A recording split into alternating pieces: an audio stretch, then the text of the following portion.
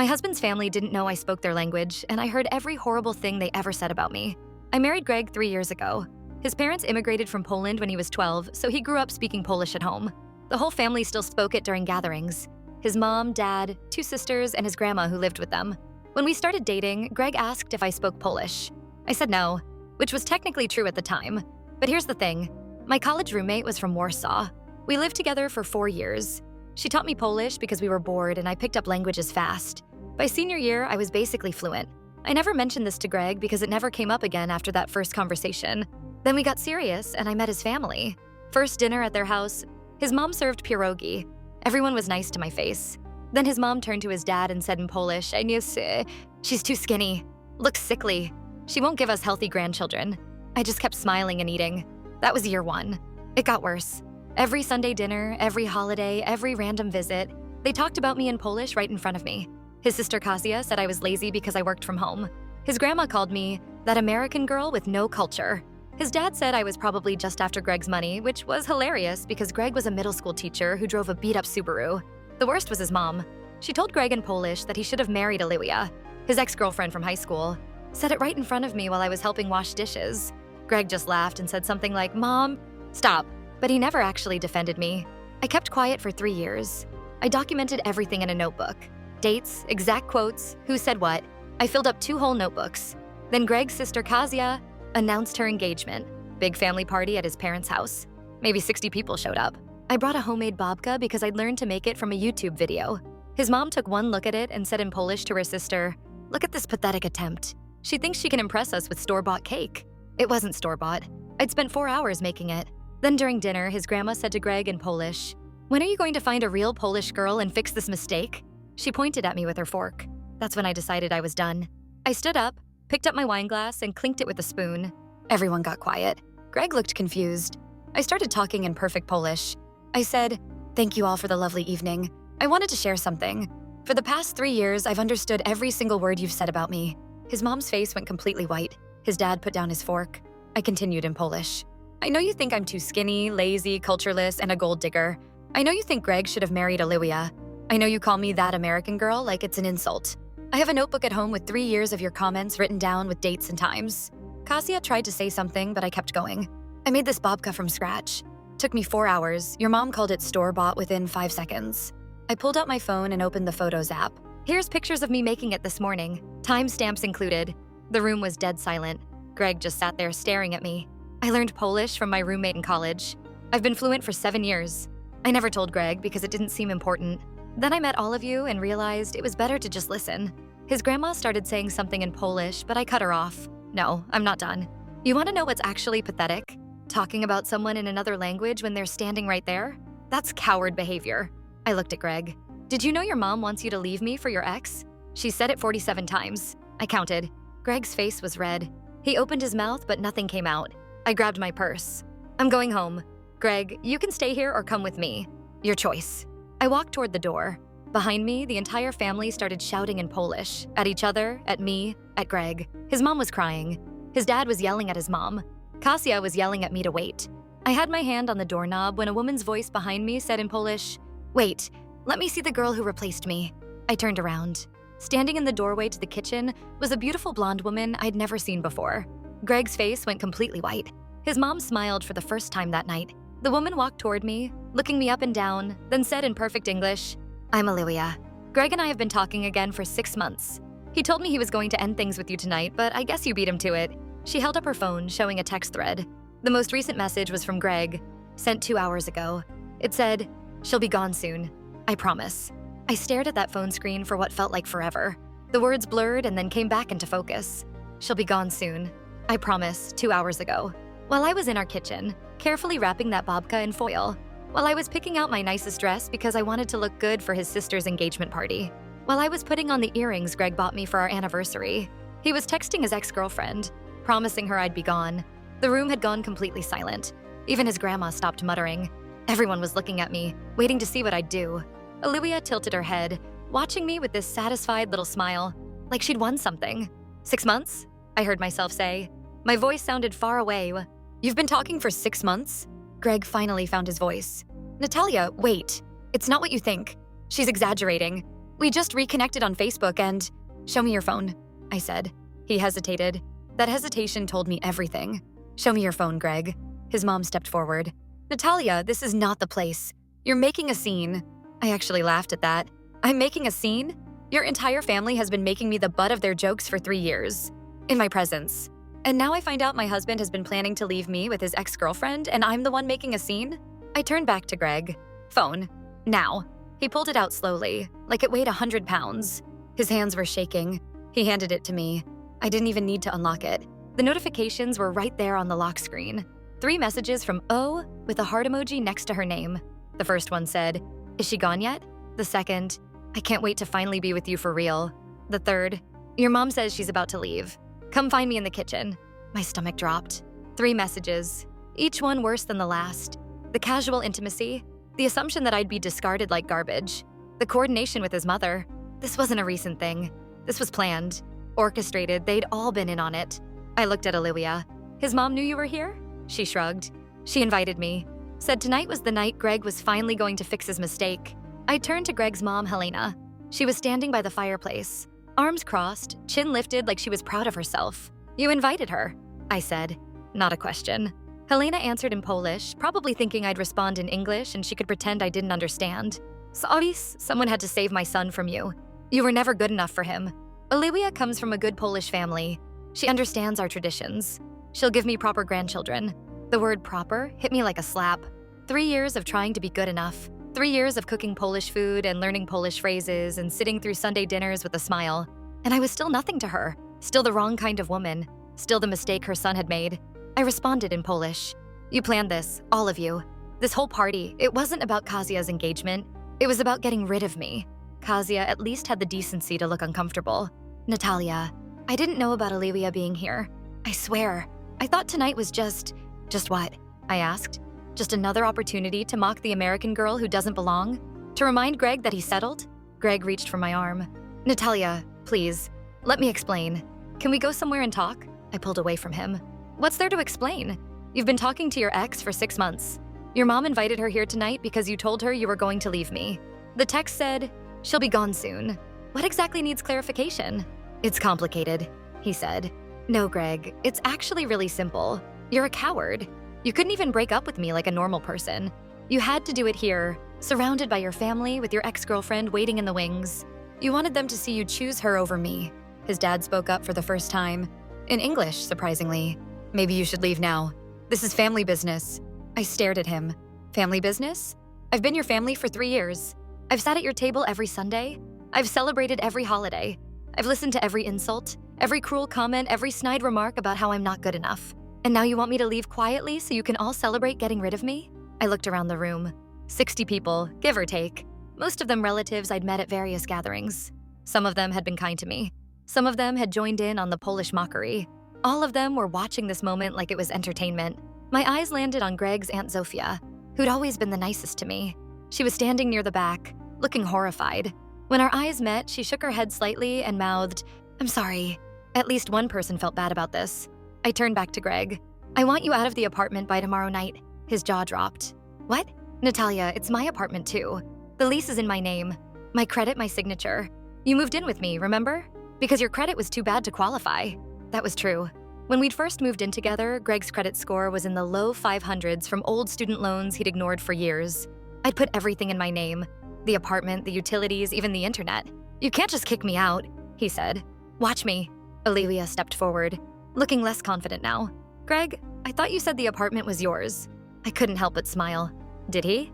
What else did he tell you? That he owns a house? That he has savings?" Greg drives a 15-year-old Subaru with a crack in the windshield he's been ignoring for 6 months. He's got maybe $2,000 in his checking account. I've seen the statements. Greg's face went from white to red. "Natalia, stop. Why? You've been lying to both of us. Might as well clear the air." His mom stepped between us. "Enough. Natalia, you need to leave. Now. You've said your piece.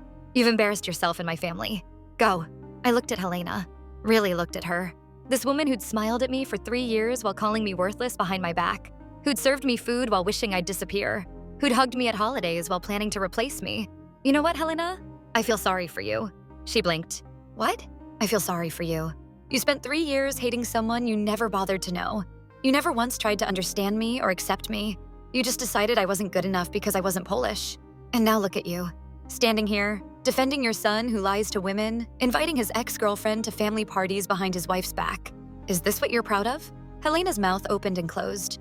No words came out. I grabbed my coat from the rack by the door. I'll send someone to pick up the babka. Wouldn't want you to enjoy something made by an American with no culture.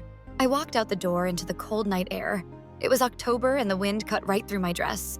I didn't care. I just kept walking toward my car parked down the street. Behind me, I heard the door open. Footsteps on the gravel. Natalia? Wait! It was Greg. Of course it was. I kept walking. He caught up to me, grabbed my arm. Please, just listen to me. 5 minutes, that's all I'm asking. I stopped, turned to face him. 5 minutes. He took a breath. Okay, I know how this looks, but it's not what you think. Olivia and I, we're just friends. We reconnected on Facebook and started talking, and yeah, maybe some of the conversations got, I don't know, nostalgic, but I wasn't planning to leave you. The text said she'll be gone soon. I meant you'd be gone from the party, because I knew you'd get upset about something the way you always do, and you'd want to leave early. That's what I meant. So you told your ex-girlfriend to come to the party because you knew I'd leave early and then you could what? Hang out with her? Catch up on old times? He ran his hand through his hair. When you say it like that, it sounds bad. It is bad, Greg. It's bad no matter how you say it.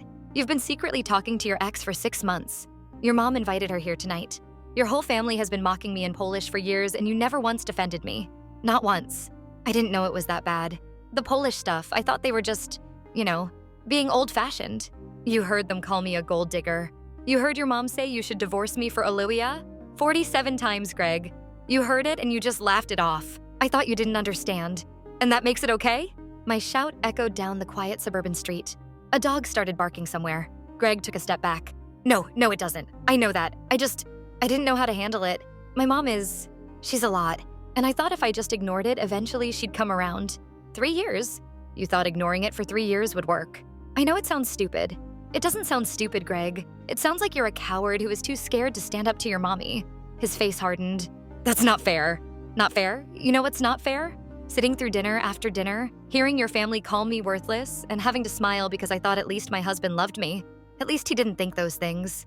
But the whole time you were letting them say it. You never once told them to stop. You never once said, hey, that's my wife you're talking about. You just laughed and changed the subject. I was trying to keep the peace. There was no peace to keep, but they hated me from day one. And instead of defending me, instead of being on my side, you were texting your ex-girlfriend and making promises about me being gone.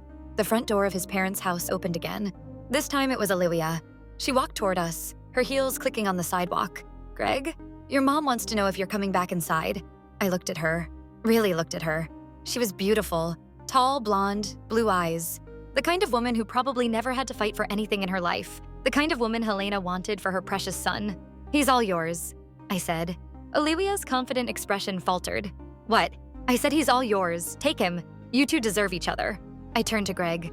I want you out by tomorrow night. You can pick up your stuff between 5 and 7 p.m. If you're not there, I'll put it on the curb. Natalia, come on. We can work this out. 3 years of marriage, 3 years of lies, 3 years of your family treating me like garbage, 3 years of you being too weak to stand up for me, and now 6 months of you sneaking around with your ex. There's nothing to work out. I got in my car, started the engine, and drove away. In my rearview mirror, I could see them standing there together, Greg and Olivia, his family's dream come true. I don't remember much of the drive home. I was operating on autopilot, my brain still trying to process everything that had happened. 1 minute, I was at an engagement party, ready to confront my in-laws about their years of insults. The next minute, I was finding out my husband had been planning to leave me so. I pulled into the parking garage of our apartment building, sat in the car for a long time. 10 minutes maybe. 20? I don't know. My phone kept buzzing. Greg, his mom, his sister, numbers I didn't recognize. I turned it off. When I finally went upstairs, the apartment felt different, emptier somehow, even though nothing had physically changed. Same couch we'd picked out together, same photos on the walls, same everything, but it all felt like a lie now. I walked through each room like I was seeing it for the first time. The bedroom where we'd slept every night, the kitchen where we'd made breakfast together on weekends, the spare room we'd talked about turning into a nursery someday. A nursery. God, we'd actually talked about having kids. I sat down on the edge of our bed and finally let myself cry. I cried for the marriage I thought I had, for the husband I thought I knew, for 3 years of hoping things would get better with his family, for all the Sunday dinners where I'd smiled through their cruelty, For every time I'd told myself it was okay, that they'd come around eventually, that Greg loved me even if his family didn't. I cried until my chest hurt and my eyes were swollen, and I couldn't cry anymore. Then I got up, splashed water on my face, and started planning. The first thing I did was take photos of everything in the apartment. Every piece of furniture, every appliance, every item in every drawer and closet. I documented it all because I knew what was coming. The arguments about who owned what, who paid for what, who got what in the end. I wasn't going to be caught off guard again. The second thing I did was go through our joint accounts. Greg didn't know this, but I had all the passwords. I'd set up the accounts after all. His credit was too bad to open them himself. I didn't touch any money. That would look bad in a divorce. But I screenshotted every transaction, every balance, every statement. I wanted a record of exactly how much was in each account before he could try to move anything. The third thing I did was call in sick to work the next day. I needed time. Time to think, time to plan, time to figure out what the hell I was going to do next. I fell asleep on the couch sometime around 3 a.m., still in my party dress. I woke up to someone pounding on the door. It was 9 a.m. The pounding was loud, insistent. "Natalia, open the door. We need to talk." Greg, of course. I didn't move, just lay there, listening. "Natalia, I know you're in there. Your car is in the garage. Please just let me in. I stayed at my parents' house last night. I didn't sleep at all. Please." More pounding. "Come on, Nat, this is ridiculous. It's my apartment too. You can't just lock me out." I got up, went to the door, and looked through the peephole. Greg was standing there in the same clothes from last night. He looked terrible. Unshaved, dark circles under his eyes, hair sticking up in all directions. Good. I opened the door but left the chain on. "What? Can I come in? Please? I just want to talk." "We talked last night. You lied to me for 6 months about talking to your ex. Your mom invited her to the party so you could dump me in front of everyone. What else is there to discuss?" "It wasn't like that. I swear, I didn't know Olivia was going to be there. My mom did that on her own. But you've been texting her for 6 months." He looked down. "Yeah, I have." "Were you sleeping with her?" "No, God no, we just talked, that's all. I swear on my life nothing physical happened." "Then why did your text say she'll be gone soon? Why would she think you were planning to leave me?" He was quiet for a long moment. "Greg, because I told her I was unhappy. I told her things weren't good between us. I told her I was thinking about ending it." There it was. The truth. "When? What? When did you tell her you were thinking about ending it?" "A few months ago. While I was helping you deal with the insurance claim after your car got broken into. While I was covering more than half the rent because your school had budget cuts. While I was doing your laundry and cooking your meals and being your wife. It's not that simple, Nat. It's exactly that simple. I was here, being your partner, and you were on your phone telling your ex-girlfriend that you wanted out. I was confused. Things have been hard. You've been distant since the stuff with my family. Because your family treats me like garbage." He flinched. I know they do. And I should have said something. I should have defended you. But I thought, I don't know. I thought you'd just learn to ignore it like I do. Ignore them calling me worthless? Ignore them saying I'm too skinny to have children? Ignore 47 instances of your mom suggesting you divorce me? When you list it all out, it sounds horrible? Yeah, because it is horrible. And you let it happen. For 3 years. While secretly complaining to your ex about how unhappy you were. He pressed his palm against the door. "What do you want me to say, Natalia? I messed up. I know I did. But we're married. Doesn't that count for something?" It counted for something to me. Apparently not to you. I started to close the door. He stuck his foot in the gap. Wait. Can we at least try counseling? Something? I don't want this to be over." I looked at him through the crack in the door. This man I'd loved for 5 years. Married for 3. This man I'd defended to my friends when they said he wasn't good enough. This man I'd built a life with. You should have thought about that before you started texting Olivia. I made a mistake. One mistake. It wasn't one mistake. It was 6 months of mistakes. Every single day for 6 months, you chose to keep talking to her instead of talking to me. Every time your family said something cruel about me, you chose to stay silent. Every time you could have been honest with me about how you were feeling, you chose to tell her instead. I was scared. I didn't know how to bring it up. So you were going to what? Just let me find out at your sister's engagement party? Let your mom parade Olivia in front of me and watch me figure it out? He didn't answer. His silence was answer enough. "I want you out by 7 tonight. Don't be late." I shut the door, put the chain back on, walked back to the couch and sat down. My phone was still off. I didn't turn it on. I knew it would be full of messages. From Greg, from his family, probably from mutual friends who'd heard some version of what happened. I wasn't ready for any of that yet. Instead, I made coffee, took a shower, put on real clothes, and then I called my best friend Tessa. "Hello? Tess, can you come over? I really need you right now." She was at my door in 20 minutes. Tessa was the kind of friend everyone needs, but few people are lucky enough to have. We'd met in grad school, bonded over our shared hatred of a particularly pretentious professor, and had been inseparable ever since. She took one look at me and pulled me into a hug. I saw the texts from Greg. He's been blowing up our group chat all morning. What the hell happened? I told her everything. The 3 years of Polish insults, the notebooks I'd filled with their cruel comments, the Babka incident, the confrontation, Olivia showing up, the text messages, all of it. By the time I finished, Tessa's face was a mix of fury and disbelief. Are you kidding me? His mom actually invited the ex-girlfriend to the party? Apparently, they'd been planning it for a while. Greg told Olivia he was going to end things with me. His mom was just helping things along. That's psychotic. That whole family is psychotic. They're not psychotic, they're just Polish. Tessa gave me a look. Don't do that. Don't make excuses for them. Cultural differences don't explain actively trying to break up your son's marriage. She was right. I knew she was right. We sat in silence for a while. Tessa made us both cups of tea, chamomile, the good stuff she kept for emergencies. I wrapped my hands around the warm mug and tried to organize my thoughts. Can I ask you something? Tessa said. Sure. Did you really have no idea about Olivia? Not even a hint? I thought about it. Really thought about it. There were things I ignored, I admitted. Greg was protective of his phone the last few months, always turning it face down on the table, taking calls in another room. I told myself it was work stuff, parent conferences, school drama, whatever. But it wasn't. It wasn't. And the thing is, I think I knew. Some part of me knew, but I didn't want to believe it, you know? Because if I believed it, then I'd have to do something about it. And doing something felt too hard. Tessa reached over and squeezed my hand. That's not weakness, Nat. That's being human. Is it? Because it feels pretty pathetic right now. You spent 3 years trying to make something work that was designed to fail. His family set you up from day one. They decided you weren't good enough before you'd even said hello. Nothing you did was ever going to change their minds. Then why did I keep trying? Because you loved him. Because you believed in marriage. Because you're the kind of person who doesn't give up. She paused. Those aren't bad qualities. They're actually really good qualities. They just got exploited by really bad people. I thought about all the Sunday dinners, all the effort I'd put into learning Polish phrases, cooking Polish food, understanding Polish traditions. I tried so hard to fit into a family that had already decided I didn't belong. And Greg had watched me try. He'd watched me struggle. He'd watched me fail. And instead of helping me, instead of standing up for me, he'd been texting his ex-girlfriend about how unhappy he was. The betrayal hit me fresh all over again. Not just the lie about Olivia, but the years of passive acceptance. All those times he could have said something, done something, been on my side, and he'd chosen silence instead. So what are you going to do? She asked. I told Greg to be out by tonight. Tomorrow I'm calling a lawyer.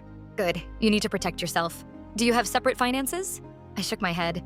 We have joint accounts for most things, but I took screenshots of everything last night. I know exactly how much is in each account. Smart. What about the apartment? Lease is in my name. He can't fight me on that. Tessa nodded approvingly. Okay, so you have the apartment. What about his stuff? He can take whatever belongs to him. The furniture is mostly mine. I had it before we got married. The TV is his. Some books, his clothes. That's about it. And if he tries to take more? I documented everything last night. Photos of every single item. Tessa smiled for the first time since she'd arrived. Look at you, thinking ahead. I'm proud of you, Nat. I didn't feel like someone to be proud of. I felt like someone whose entire life had just imploded. What am I supposed to do now, Tess? I'm 32 years old and my marriage is over. Everything I thought I knew was a lie. First, you survive today, then you survive tomorrow. That's all you have to do right now, one day at a time. We spent the next few hours making a list. Things I needed to do. Cancel joint credit cards, change passwords on shared accounts, contact a divorce lawyer, update emergency contacts at work, tell my parents, God. They'd been so happy when I married Greg. My mom especially. She'd always worried that I'd be alone. Do you want me to be here when he comes to get his stuff? Tessa asked. Would you? I'm not going anywhere. At 5 p.m. sharp, there was a knock on the door. Greg was back, this time with Kasia, his sister. I opened the door but didn't step aside. Why is she here? Kasia held up her hands. I'm just here to help carry things. I swear. I'm not going to make trouble. I looked at Greg. You have 2 hours. Your stuff is already boxed up in the bedroom. Take what's yours and leave. He walked past me without a word. Kasia followed, shooting me an uncomfortable glance. Tessa and I sat in the living room while they moved boxes. Neither of us spoke. The sound of drawers opening and closing echoed through the apartment. At one point, Greg came out carrying a lamp. This was a wedding gift. From my aunt. It stays. Natalia. It stays, Greg. He put the lamp down and went back to the bedroom. By 6:45, they'd loaded everything into Greg's car. Books, Clothes, his gaming system, a few kitchen items I'd agreed to let him have. It all fit in his beat-up Subaru with room to spare. Standing in the doorway, Greg looked like he wanted to say something. He kept opening his mouth, then closing it again. "Just go," I finally said. "I never meant to hurt you." And yet here we are. He nodded slowly, turned, walked down the hallway. Kasia lingered for a moment. "For what it's worth," she said quietly. "I didn't know about Olivia. I knew my family was harsh about you, but I didn't know about the rest of it. I'm sorry. Sorry doesn't fix 3 years of cruelty. I know. I wanted you to know that not all of us were in on it." She left, following her brother to the elevator. I closed the door, put the chain on, leaned my forehead against the cool wood and breathed. It was over. He was gone. Tessa appeared beside me. "You okay?" "No, but I will be." The next few weeks were a blur of paperwork and emotions. I hired a divorce lawyer, a woman named Priscilla who came highly recommended by Tessa's cousin. Priscilla was no-nonsense, direct, and exactly what I needed.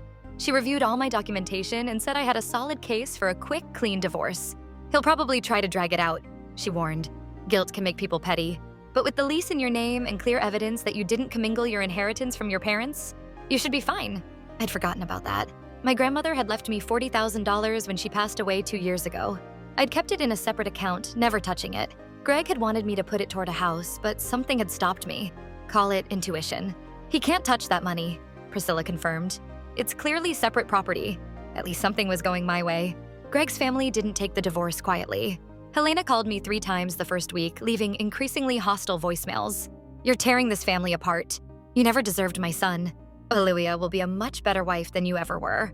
The third message was the longest. Helena went on for nearly 5 minutes about how I'd deceived everyone, how my Polish was probably basic at best, and I'd been pretending to understand more than I did, how I'd manipulated Greg into marrying me and then destroyed him when things didn't go my way. I saved every voicemail. Priscilla said they might be useful if Helena tried to interfere with the proceedings. Greg called too, multiple times. His messages were different, less hostile, more pleading. He wanted to explain. He wanted me to understand. He wanted another chance. I didn't answer any of his calls. Not because I was trying to punish him, but because there was nothing left to say. The man I'd married had been lying to me for months, possibly years. Every explanation he could offer would just be more words from someone who'd proven his words couldn't be trusted. My therapist, I started seeing one about 2 weeks after the engagement party, helped me understand why I needed to maintain distance. "Right now, Greg represents trauma," she said. Her name was Dr. Elaine, and she had this calm way of speaking that made everything feel manageable. "Every conversation with him reopens the wound. You need time to heal before you can even think about closure." "What if I never get closure?" "Closure is a myth," she said. "What people call closure is really just acceptance. Accepting that something happened, that it hurt, and that it changed you. You don't need Greg's participation for that." She was right. I didn't need anything from Greg or his family. I just needed to put one foot in front of the other and keep moving forward. The mutual friends were harder. Some people chose Greg's side immediately, mostly the ones who'd known him longer. Others reached out to offer support but didn't want to get in the middle of things. A few, like Tessa, stood firmly with me. It's amazing how quickly you learn who your real friends are when your life falls apart. 3 weeks after the engagement party, I got an unexpected call. It was from Greg's Aunt Sophia, the one who'd mouthed "I'm sorry" to me that night. "Natalia, I hope you don't mind that I'm calling. I got your number from the family directory. What do you want?" I wanted to apologize. For my family. For what they did to you. I was silent, not sure what to say. "I know it doesn't change anything," she continued, "but I want you to know that I never participated in those conversations. The Polish comments about you. And I always thought it was wrong, but I wasn't brave enough to say anything. I'm ashamed of that. Why are you calling me now?" Because what Helena did at the engagement party, inviting Olivia, setting all of that up, it was evil. There's no other word for it. And I told her so. I told her she destroyed her son's marriage and she should be ashamed of herself. What did she say? Zofia laughed bitterly. She said Greg deserved better, that you were never right for him. She'll never admit she was wrong. She'll go to her grave believing she saved her son. She didn't save him. She exposed him for who he really is. I know. I think deep down she knows too. She just can't face it. We talked for a few more minutes. Zofia told me she'd always thought I was good for Greg, that I'd brought out his best qualities. She said she hoped I'd find happiness with someone who deserved me. It was the closest thing to closure I'd gotten from anyone in that family. Update 1. 2 months later. It's been 2 months since the engagement party, and I'm finally starting to feel like a human being again. The divorce is proceeding smoothly, or as smoothly as these things go. Greg initially tried to contest the division of assets, claiming that because we'd been married for 3 years, he was entitled to half of everything I owned. Priscilla shut that down quickly. Most of my assets were mine before the marriage, and my inheritance from my grandmother was clearly separate property. In the end, Greg got his car, his personal belongings, and a small amount from our joint savings. I got the apartment, my retirement accounts, and my grandmother's money. Clean and simple. Well, mostly clean. A week ago, I got a call from an unknown number. I almost didn't answer, but something made me pick up. Natalia, this is Olivia. I nearly dropped the phone. Before you hang up, she said quickly, I just want to talk. Please. 10 minutes. I should have hung up. I should have blocked the number and forgotten about it, but curiosity got the better of me. 5 minutes. Okay, 5 minutes. She took a breath. I wanted to apologize. For the party. For all of it. You're apologizing to me? I know how it looked. I know how it still looks, but I need you to understand something. Greg lied to me too. I sat down on my couch. What do you mean? He told me you two were separated. He told me you'd been living in different rooms for months. He told me you'd agreed to stay together for appearances until he could figure out the right time to leave. That's completely false. I know that now, but I believed him. I believed everything he told me. He was so convincing, Nat. So sincere. He made me feel like I was rescuing him from a loveless marriage. I thought about all the times Greg had looked me in the eye and told me he loved me. All the mornings he'd brought me coffee, all the evenings we'd spent watching TV together, all the nights he'd held me close and whispered about our future. He'd been good at lying. I knew that now. Why are you telling me this? I asked. Because 2 weeks ago, I found out he was doing the same thing to me. What? Talking to another woman. Someone he works with. He'd been texting her for a month, telling her the same things he told me. That we were on the rocks, that he was looking for a way out, that she made him feel things he hadn't felt in years. I didn't know whether to laugh or cry. So he cheated on you too. Emotionally, at least. I don't know if it went further. I didn't stick around to find out. You left him? 2 days ago. I packed my stuff and moved in with my sister. There was a certain cosmic justice to this. Greg, who'd been secretly texting his ex while married to me, had then secretly texted someone else while dating his ex. The man couldn't commit to anything except dishonesty. I'm sorry, Olivia said. I know that doesn't mean much coming from me, but I truly am. I was so sure I was doing the right thing. So sure you were the villain in this story, and I was completely wrong. What did Helena say when you left? Olivia laughed humorlessly. She blamed me, said I must have done something to push Greg away, said a real Polish woman would have fought harder for her man. Sounds familiar. I should have known. She talked about you the same way before I moved in with Greg. Always criticizing, always finding faults. I was so arrogant. I thought it would be different with me because I was what she wanted. Helena doesn't want anything except control over her son. I know that now. We talked for longer than 5 minutes. By the end of the call, I didn't consider Olivia a friend. She'd still been a willing participant in destroying my marriage. But I understood her better. She'd been manipulated by Greg just like I had. Just another casualty of his inability to be honest with anyone, including himself. After we hung up, I sat in the quiet apartment and thought about Greg. Right now, he was living back with his parents, starting over at 35 with nothing but a beat-up Subaru and a family that would always make excuses for him. He'd lost me. He'd lost Olivia. He'd probably lose whoever came next. Because the problem had never been me, or Olivia, or any woman.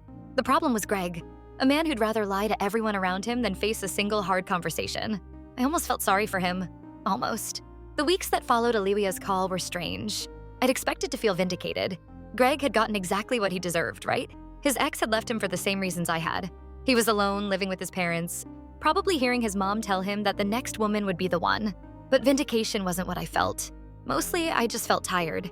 Tired of thinking about Greg. Tired of analyzing what went wrong. Tired of being defined by my failed marriage. I threw myself into work. I'm a data analyst for a healthcare company. Not glamorous, but stable and intellectually satisfying. My boss, a woman named Renata, noticed the extra hours I was putting in. Everything okay? She asked one afternoon. Going through a divorce. I said, no point in hiding it. I'm sorry to hear that. Take whatever time you need. We can be flexible with your schedule. I didn't take time off. I didn't need time to sit and think. I needed time to be useful, to accomplish things, to feel like more than someone's ex-wife. 3 weeks later, I got promoted. Not directly because of the extra work. Renata assured me I'd been in line for it for a while. But the timing felt significant. Like the universe was telling me that my life wasn't over. It was just different. I used my first bonus check to buy new sheets for my bed. Greg had picked out the old ones. A gray geometric pattern that I'd never liked but had accepted because he'd been so excited about them. The new sheets were white with tiny yellow flowers. Bright, cheerful, completely mine. It's the small things that help you reclaim your life. Update 2, 4 months later. I hadn't expected to see Greg again. After the divorce was finalized, we had no reason to interact. No kids, no shared property, no lingering financial ties. I figured we'd just fade out of each other's lives. I was wrong. 4 months after the engagement party, I walked into a coffee shop near my office, and there he was, sitting in the corner, staring at his laptop. He looked thinner than I remembered, paler. I could have turned around and left. Probably should have, but something made me walk up to his table instead. Greg. He looked up. His face went through about 6 expressions in 2 seconds. Surprise, guilt, hope, fear. Natalia, hi, wow. Can I sit down? Yeah, yes, of course. I slid into the chair across from him. Neither of us said anything for a moment. You look good, he finally said. Really good. Thanks. How have you been? Fine. Better. Getting there. I paused. I heard about Olivia. He flinched. She told you? She called me a couple months ago. Wanted to apologize and mentioned that she'd caught you doing the same thing to her that you did to me. Greg closed his laptop, rubbed his eyes. I really messed up, Nat. Yeah, you did. I've been in therapy, twice a week, trying to figure out why I do the things I do. That's good. My therapist says I have avoidant attachment patterns. I sabotage relationships when they get too serious because I'm afraid of being trapped. She says it probably stems from my mom being so controlling when I was growing up. Your mom. I know how that sounds. Like I'm making excuses. I'm not. I'm just trying to understand. I thought about Helena, the way she controlled every aspect of Greg's life. What he ate, who he dated, what kind of wife he should have. The way she'd invited Olivia to the engagement party without telling him, confident that he'd go along with it because he always went along with it. Maybe there was something to his theory, but understanding the cause didn't erase the damage. I'm glad you're getting help, I said. Really, but I hope you're doing it for yourself, not because you think it'll change anything between us. I know we're over. I'm not delusional. He looked at me with those same brown eyes I'd fallen in love with years ago. I just wanted you to know that I'm trying to be better, for whoever comes next, so I don't hurt them the way I hurt you. Good. Can I ask you something? Depends on what it is. Are you happy? The question caught me off guard. I thought about Everett, about Professor Waffles, about my new apartment and my job promotion and my growing sense of self. Yeah, I said. I am. For the first time in a long time, I actually am. Greg nodded slowly. Something flickered across his face. Regret, maybe. Or just sadness. That's good. That's really good. He paused. I'm sorry, Nat. I know I said it before, but I mean it. I'm sorry for all of it. I know. And I know sorry doesn't fix anything. It doesn't. But I needed you to hear it anyway. I looked at him. This man who'd been my husband, my partner, my everything. This man I'd built dreams around. This man who'd let me down in every way that mattered. You know what the hardest part is? I said. What? The hardest part isn't the lying or the cheating or even your family's cruelty. The hardest part is looking back and realizing I never really knew you. The man I fell in love with, the one who brought me flowers for no reason and stayed up late talking about our future, was he even real? Or was he just a version of yourself you were trying to be? Greg was quiet for a long moment. I think I wanted to be him, he finally said. That version, the good husband, the person you deserved. But wanting to be someone and actually being them are different things. Yeah, they are. We sat in silence for another minute. Then I stood up. Take care of yourself, Greg. You too, Nat. I left without looking back. It wasn't the dramatic confrontation I might have fantasized about in the early days. No yelling, no accusations, no tears. Just two people who used to be everything to each other, acknowledging that they were nothing now. It was sad, but it was also freeing. That night, I went home and thought about our conversation for hours. I'd gotten what I needed. Not closure exactly, but something like acceptance. Greg was who he was. He wasn't going to magically become a different person. And I was done waiting for transformations that were never going to happen. The next morning, I woke up and went for a run. First time I'd exercised in weeks. The air was cold and my lungs burned, but by the end I felt more like myself than I had in months. That became my routine. Wake up, run, shower, work, come home, cook something healthy, go to bed at a reasonable hour. Repeat. It sounds boring. It wasn't boring. It was rebuilding. Every small healthy choice was a brick in the foundation of my new life. Life moved forward. I started dating again. Carefully, slowly. A guy from my gym named Bennett asked me out for drinks. He was nice but boring. A woman from my building named Celia invited me to dinner. She was interesting, but we had no chemistry. A coworker's friend named Harlow sent me flirty texts for weeks before we finally met up. He was cute but couldn't stop talking about his ex. Dating after divorce is weird. You're not the same person you were before. You notice red flags you would have missed. You protect yourself in ways that sometimes feel excessive. You wonder if you'll ever be able to trust anyone again. Tessa told me I was being too picky. My therapist, yes, I started therapy too, told me I was being appropriately cautious. My mom told me I should be grateful that any man was interested at all. I tried to ignore all three of them and just trust my own instinct. 6 months after the engagement party, I went to a housewarming party at Tessa's new apartment. She'd finally moved out of her shoebox studio and into a real one-bedroom with actual closet space. "There's someone I want you to meet," she said, pulling me toward the kitchen. "His name is Everett. He works with my boyfriend. He's recently divorced too. I think you'd really hit it off. Tess, I don't need to be set up. I know you don't need to be. But he's cute and smart and genuinely one of the good ones. Just talk to him for 5 minutes. If you hate him, you never have to see him again." She was so excited that I couldn't say no. Everett was standing by the counter, pouring himself a beer. He was taller than I'd expected, with dark curly hair and a nervous smile. When Tessa introduced us, he shook my hand a little too firmly. "Sorry," he said immediately. "I'm bad at parties. I tend to overcompensate with aggressive handshakes." I laughed. I once knocked over an entire table of appetizers at a work event because I was trying to wave at someone. We all have our party disasters. An entire table? Shrimp everywhere. I still can't eat seafood without feeling phantom shame. He grinned. And just like that, we were talking. I learned that Everett was a high school English teacher who loved science fiction and terrible puns. His wife had left him 2 years ago for her yoga instructor. He had a golden retriever named Professor Waffles. He'd grown up in a small town in Oregon and still called his parents every Sunday. He wasn't Greg. He wasn't the opposite of Greg either. I'd learned that wasn't the goal. He was just Everett, his own person, with his own baggage, trying to figure out life after heartbreak. We exchanged numbers at the end of the night. He texted me the next day. Not playing games, not waiting the appropriate amount of time. Just a simple message. "I really enjoyed talking to you. Would you want to get coffee sometime?" I said yes. Update 3. 1 year later, I need to tell you about what happened at Kazia's wedding. Yeah, Greg's sister actually got married. The engagement party where my entire life imploded? That was just the beginning for her and her fiancé, a guy named Patrick. They got married a year later. I wasn't invited, obviously, but Tessa had been doing some light social media stalking on my behalf. "Just keeping tabs on the family," she said. "Know your enemy." So she saw when Kazia posted about the wedding date and venue. I didn't plan to think about it much. Why would I? That family had nothing to do with me anymore. But then a week before the wedding, I got a letter. An actual physical letter. Handwritten, delivered to my apartment. It was from Zofia, Greg's aunt, the one who'd called to apologize months ago. "Dear Natalia," it began. "I know this is unexpected. I'm writing because something has happened, and I believe you deserve to know about it. The wedding next weekend will be more eventful than anyone anticipates. Helena has arranged for Greg to give a speech, and she's helped him write it. The speech includes some unkind things about you. Helena wants to use the occasion to clear the family name and blame you publicly for the divorce. I've tried to convince her this is wrong, but she won't listen. I believe you should know what's being planned. I'm sorry I can't do more. Zofia." I read the letter 3 times. Then I called Tessa. "You're not going to believe this." Tessa came over immediately. She read the letter, then threw it on the coffee table in disgust. "Are you kidding me? She's going to use her daughter's wedding to trash talk you? That woman is genuinely unhinged." "It's Helena. I'm not surprised."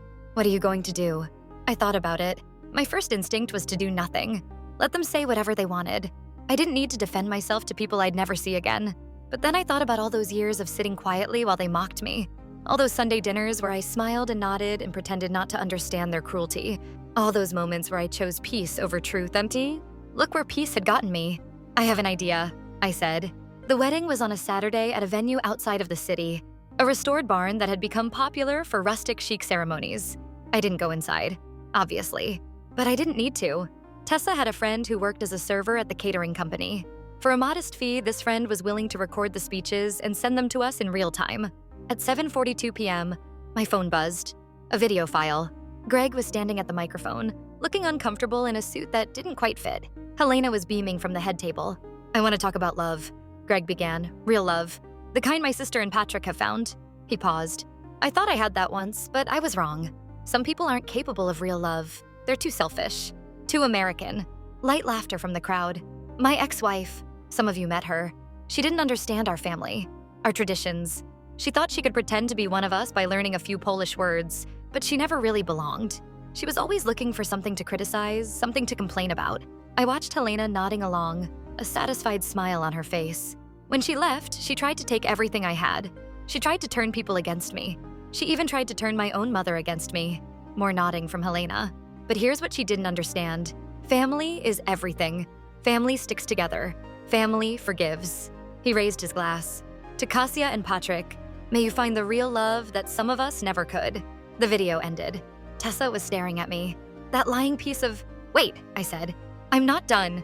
I pulled up the email I drafted earlier that week. Attached to it were screenshots of Greg's text messages to Olivia, screenshots of his messages to the woman he'd cheated on Olivia with, the audio from our divorce proceedings where he'd admitted under oath to emotional infidelity, and finally, a copy of the 2 notebooks I'd filled with 3 years of his family's Polish insults, translated into English, with dates and witnesses. I'd sent this email to every address I could find connected to the wedding party. Kazia's wedding website had an RSVP function that collected email addresses. Over 200 contacts. The email had been timed to send at 7:45 p.m., 3 minutes after Greg's speech was scheduled to end. Subject: the real story of Greg Kowalski's divorce. The body of the email was clear and factual. No emotion, no editorializing, just evidence. I'd learned from 3 years of documentation that the truth speaks loudest when you let it speak for itself. I included screenshots of Greg's text messages to Olivia, complete with timestamps showing they began while we were still living together as husband and wife, screenshots of his messages to the other woman, the one he'd started texting while dating Olivia, audio from our divorce proceedings where Greg, under oath, admitted to emotional connections with multiple women during our marriage, a transcript of his speech at Kazia's wedding, obtained through the server where he called me selfish and too American, and finally, the translated contents of my 2 notebooks, 247 pages of documented insults from his family over 3 years. The email ended with a simple statement. I stayed silent for 3 years while this family insulted me to my face. I tried to leave quietly when the marriage ended, but since they've chosen to use a wedding celebration to publicly lie about me, I believe the guests deserve to know the truth. Natalia. Tessa was watching me with wide eyes. You didn't. I did. Natalia, that's... She started laughing. That's the most savage thing I've ever witnessed. I'm done being the bigger person. I was the bigger person for 3 years. I was quiet, I was polite, I documented everything and never said a word. And they still used Kazia's wedding to trash me. So now they can all read exactly what happened. Every single guest. My phone started buzzing. Texts from numbers I didn't recognize. Is this Natalia? I just received your email. I'm Patrick's cousin. I had no idea about any of this. This is Agnieszka from the bride's side. I always thought something was wrong with how that family talked about you. Now I understand. Natalia, this is Marek. I used to work with Greg. He told us you were crazy and left him for no reason. I'm sorry I believed him. And then, the one I'd been waiting for. A text from a number I recognized. Kasia, how could you do this? This is my wedding day. You've ruined everything. I typed back. Your family used your wedding day to publicly lie about me. I just set the record straight. Congratulations on your marriage. Then I blocked her number. The fallout from the wedding was spectacular. According to Zofia, who called me the next day, Helena had completely fallen apart when people started checking their phones during the reception. The guests who'd received my email started whispering, then talking openly, then confronting Greg and Helena directly. Greg had tried to claim the emails were fabricated, but too many people recognized the text message format. Too many details matched what they'd privately observed over the years. Kazia had burst into tears and locked herself in the bridal suite. Patrick had gotten into a shouting match with his new father-in-law. The reception had ended 2 hours early. It was chaos, Zofia said, with what sounded like barely suppressed glee. Absolute chaos. Helena kept screaming that you'd ruined everything. But honestly, most people were saying she got what she deserved. I didn't want to ruin Kazia's wedding. Maybe not. But you didn't start this, Natalia. They did. They chose to use her wedding as a platform to attack you. You just responded. I thought about that for a long time after we hung up. Had I gone too far? Part of me thought yes. Kazia hadn't known about Greg's speech, probably. She'd been caught in the middle of her mother's vendetta. But another part of me remembered all those Sunday dinners, all those comments about how lazy I was, how cultureless, how unworthy. Kasia had participated in those. She'd called me pathetic. She'd laughed at her mother's jokes. She wasn't innocent. None of them were. A month later, I moved. Not far, just a different neighborhood. But I wanted a fresh start. New apartment, new coffee shops, new grocery store, places where no one knew my history. Everett helped me carry boxes up 4 flights of stairs. We'd been dating for 6 months by then. Official, exclusive, meeting each other's parents official. He knew everything about the Greg situation. I'd told him on our 3rd date, figuring he might as well know what he was getting into. His response had been simple. That family sounds terrible. And for what it's worth, I would never let anyone talk about you like that. Not even my own mom.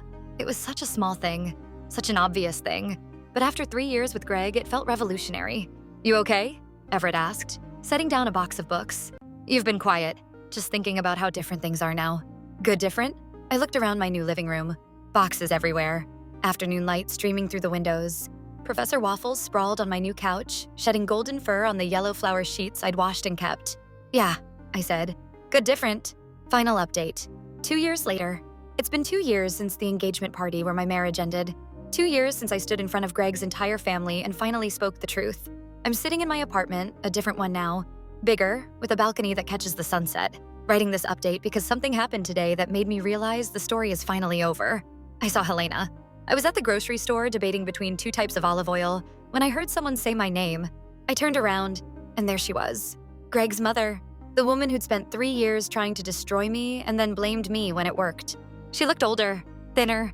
The confident woman who'd presided over Sunday dinners and orchestrated ex-girlfriend ambushes was gone. In her place was someone who looked tired and small. Natalia, she said again. I didn't expect to see you here. I live in this neighborhood now. Oh. She clutched her shopping basket like a shield. I heard you'd moved. We stood there awkwardly for a moment. 2 people who'd once shared holiday meals and now had nothing to say to each other. How is Greg? I asked. I didn't really want to know, but the silence felt unbearable. He's fine. Still living at home. He's dating someone new. A nice girl from the church. That's good. She's Polish. I'm sure your family approves. Helena flinched. I hadn't meant it as a barb. Well, maybe I had a little, but she took it as one. Natalia, She stopped. Tried again. What happened between our families? It wasn't... What? It wasn't what? It wasn't how I wanted things to go. How did you want things to go, Helena? You invited your son's ex-girlfriend to an engagement party so he could publicly dump me. You helped him write a speech at your daughter's wedding calling me selfish and too American. Which part of that wasn't how you wanted it to go? She looked down at her basket. Produce and dairy and the mundane necessities of life. I thought I was helping him, she said quietly. I thought you were wrong for him. I thought he'd be happier with someone else. And is he? Happier? She didn't answer, which was answer enough. I'm happy, I said. I have a good job. I'm in a healthy relationship. I have friends who respect me and a life that I built myself. I'm doing great. I'm glad. I don't need you to be glad, Helena. I don't need anything from you. I haven't for a long time. I picked up both olive oils and put them in my basket. Decided I'd figure it out at home. Goodbye, Helena. I walked away. Didn't look back. Didn't need to. When I got home, Everett was on the couch with Professor Waffles, grading essays. We'd moved in together 3 months ago. His books mixed with mine on the shelves. His coffee cups next to mine in the cabinet. Our lives intertwined in all the small, ordinary ways that matter. You okay? He asked, looking up. You've got a weird expression. I just saw Greg's mom at the grocery store. Oh, he set down his pen. How was that? Strange? She seemed diminished, like all the fight had gone out of her. Did she say anything? She tried to explain. Or justify. I don't know. I didn't really let her finish. Good for you. I sat down next to him, leaning into his warmth. Professor Waffles immediately tried to climb into my lap. I used to fantasize about that moment, you know? Confronting her, telling her exactly what I thought of her. I imagined yelling, crying, making her understand how much she'd hurt me. And instead I just felt done. Not angry anymore. Not hurt. Just done. He put his arm around me. That's called healing. It looks good on you. I thought about everything that had happened since that engagement party.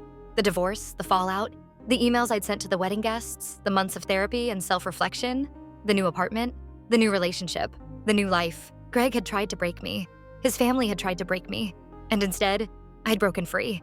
I never did find out what happened to those 2 notebooks. The ones I'd filled with 3 years of Polish insults.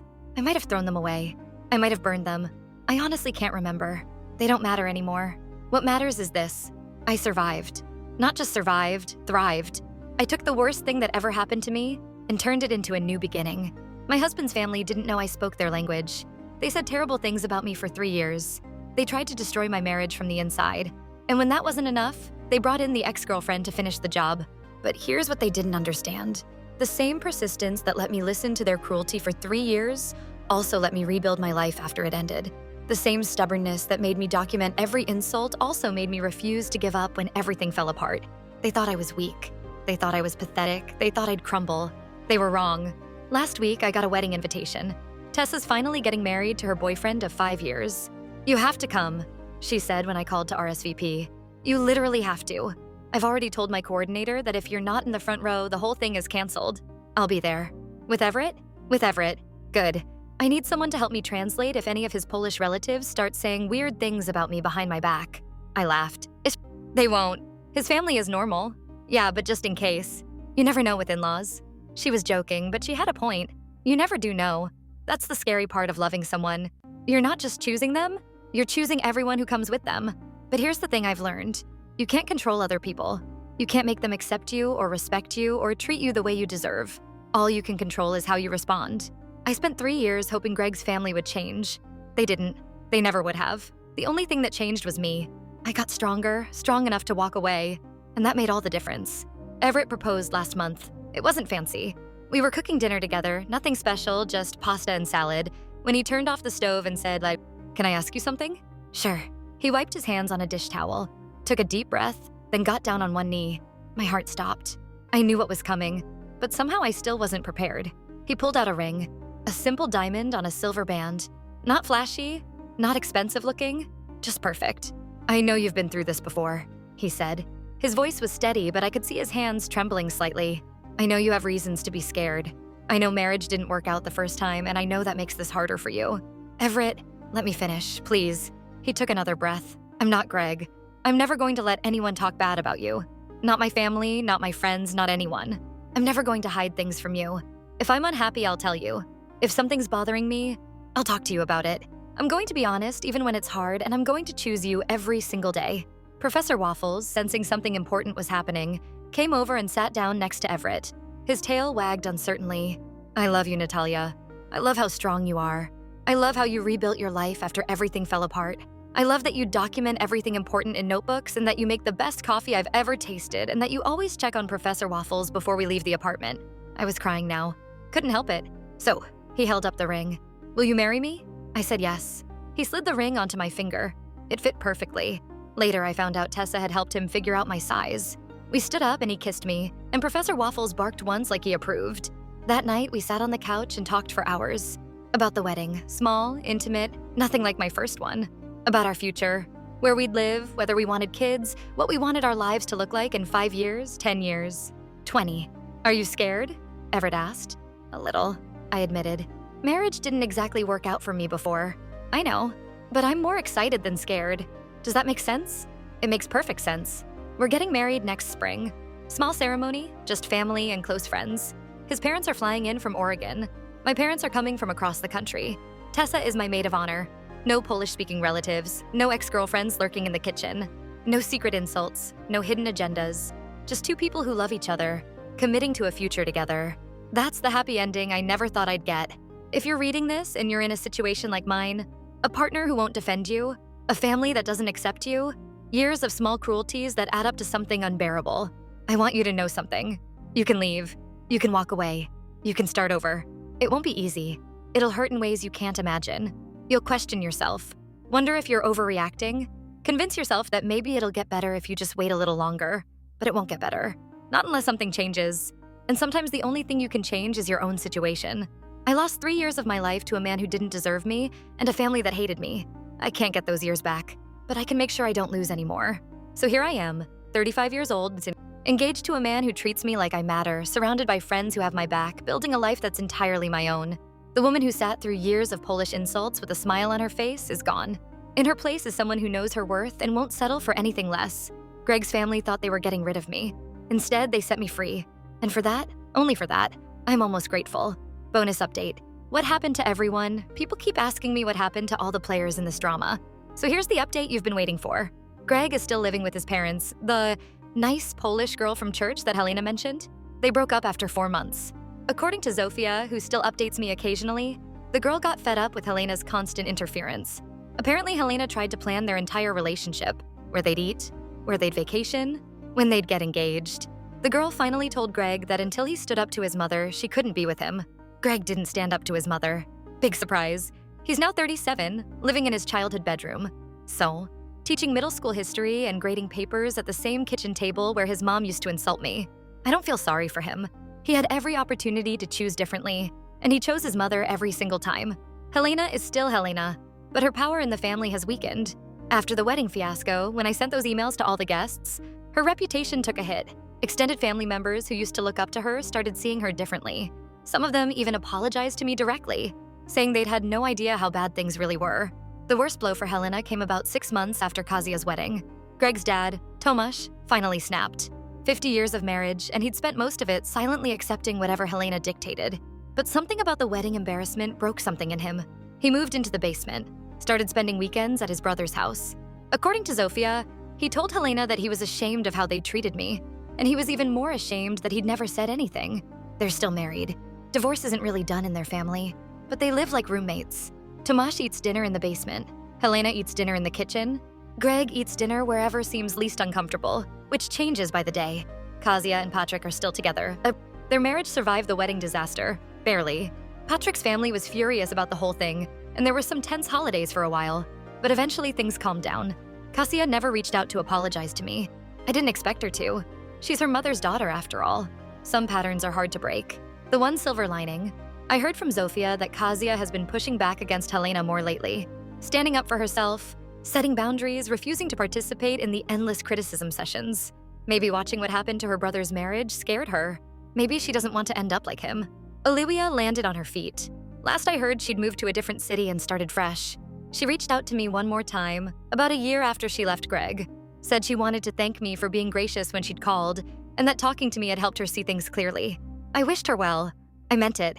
She wasn't my enemy, she was just another person Greg had deceived. We both deserved better than him. As for my family, they've been amazing through all of this. My mom cried when I told her what had really been happening at those Sunday dinners. She'd known something was wrong, she said. She'd seen how tired I looked after visiting Greg's family, but she hadn't wanted to interfere. I should have asked, she said. I should have paid more attention. It's okay, Mom. I didn't tell anyone what was happening. How could you have known? My dad was less verbal about it, but he showed up in his own way. He drove 6 hours to help me move into my new apartment. He built me a bookshelf from scratch, painted it yellow to match my new bed sheets. He hugged me when he left and said, "I'm proud of you, kiddo." Those 4 words meant more than any speech he could have given. And Tessa. God, I don't know what I would have done without Tessa. She was there for every breakdown, every angry rant, every 2 a.m. phone call when I couldn't sleep. She never once told me to calm down or get over it or see things from Greg's perspective. Your feelings are valid, she said. Your anger is valid. Feel whatever you need to feel. That's what a real friend does.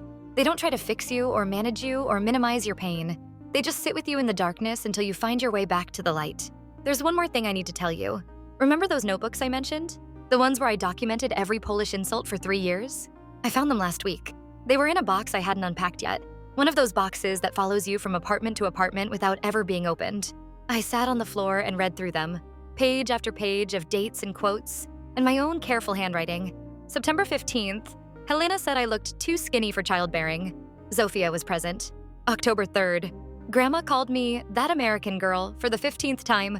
Greg laughed. November 22nd, Kasia said working from home wasn't a real job. Helena agreed. December 25th, Christmas dinner. Helena told Greg in Polish that she'd prayed for him to find someone better. I was sitting 3 feet away. 247 pages. 2 notebooks front and back. 3 years of cruelty. Meticulously recorded. I thought about burning them, making some kind of symbolic ritual out of it, releasing the past, letting go, moving on. But then I had a different idea. I typed up every single entry, organized them by date, by person, by type of insult, created a document that was 47 pages long. Then I sent it to Greg. No message, no explanation, just the document. His response came 3 hours later. I had no idea it was this bad. I didn't write back, because here's what I realized. Greg always knew. He heard those comments. He was there for every dinner, every holiday, every random visit. He chose not to acknowledge it. He chose to stay silent. He chose to prioritize his mother's comfort over his wife's dignity. I had no idea isn't an apology. It's an excuse. And I'm done accepting excuses from people who had every opportunity to do better. Everett asked me once if I had any regrets. Regrets about what? I asked. About Greg. About the marriage. About all of it. I thought about it for a long time. I regret staying as long as I did, I finally said. I regret hoping things would change when they clearly weren't going to. I regret all the energy I spent trying to win over people who had decided to hate me before they even met me. But I don't regret the experience. Everything that happened, it made me who I am now. It taught me what I want in a relationship, what I won't tolerate, what I deserve. I never would have found you if I hadn't gone through that. He kissed my forehead. I'm glad you found your way to me. Me too. Update from 2 weeks ago. The wedding planning is going well. We found a venue, a small garden space that fits about 50 people. Exactly what we wanted. Everett's parents are ecstatic. His mom keeps sending me Pinterest boards with flower arrangements and table settings. His dad calls every week to ask if there's anything he can help with. My parents are equally thrilled. My mom has already picked out her dress. My dad is practicing a speech that he swears won't be too long or embarrassing. Tessa is fully in maid of honor mode. She's created spreadsheets, timelines, backup plans. She says she won't let anything ruin this wedding. Nothing? I asked. Nothing. I will personally tackle anyone who tries to cause drama. I've been doing CrossFit. I can take them. I believe her.